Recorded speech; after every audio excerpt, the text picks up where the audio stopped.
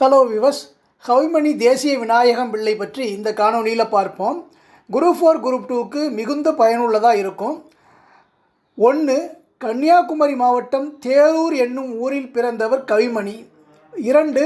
சிவதானு பிள்ளை ஆதிலட்சுமி அம்மையார் கவிமணியின் பெற்றோர்.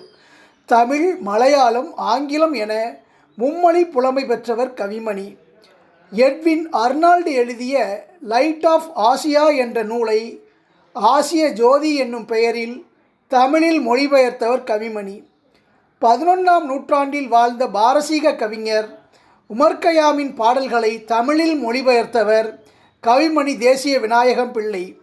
ரூபாயத் என்னும் பெயரில் உமர் கய்யாம் பாடல்களை எழுதினார். ரூபாயத் என்பது 4 அடி செய்யுள். 115 பாடல்கள் இதில் உள்ளன. நாஞ்சில் நாட்டு மக்களின் மருமக்கள் வழி முறையை எள்ளி நகையாடி எழுதிய குறுங்காப்பியம் மருமக்கள் வழி மான்மியம். மலரும் மாலையும், குழந்தை செல்வம், காந்தலூர் சாலை, தேவியின் கீர்த்தனைகள், முத்தொள்ளாயிர வெண்பா போன்றவை கவிமணியின் நூல்கள்.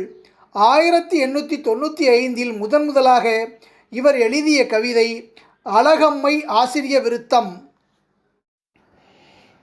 கவிமணி சிறந்த கல்வெட்டு ஆராய்ச்சியாளர் என்று புகழ்பவர் ரசிகமணி டிகேசி. தேசிய விநாயகத்தின் கவிப்பெருமை தினமும் கேட்பது என் செவிப்பெருமை என நாமக்கல் கவிஞர் வே. ராமலிங்கனார் கவிமணியை பாராட்டுகிறார்.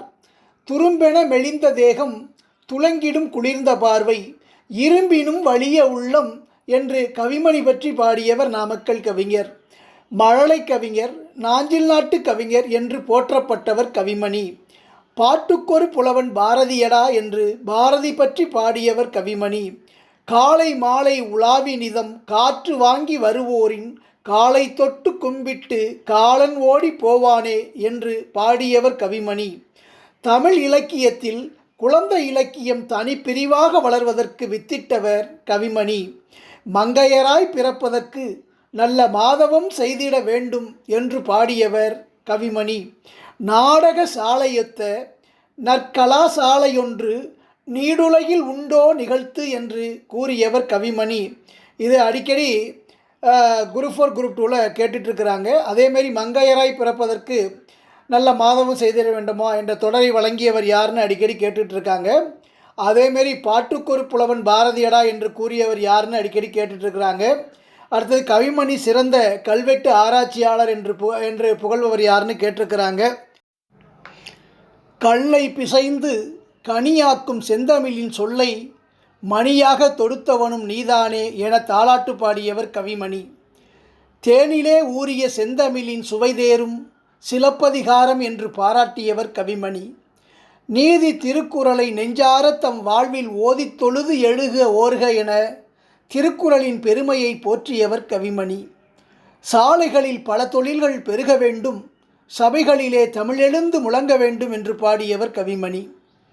சீடைக்காக சிலேட்டு பணயம், முறுக்குக்காக மோதிரம் பணயம், காப்பிக்காக கடுக்கன் பணயம், ஆமை வடைக்காய் அரைஞான் பணயம், போலிக்காக புத்தகம் பணயம் என்று நகைச்சுவையாக பாடியவர் கவிமணி. இது மருமக்கள் வழி மான்மியம் என்ற நூலில் இடம்பெற்றது. இது ஒரு முறை எக்ஸாமில் கேட்டிருக்கிறாங்க.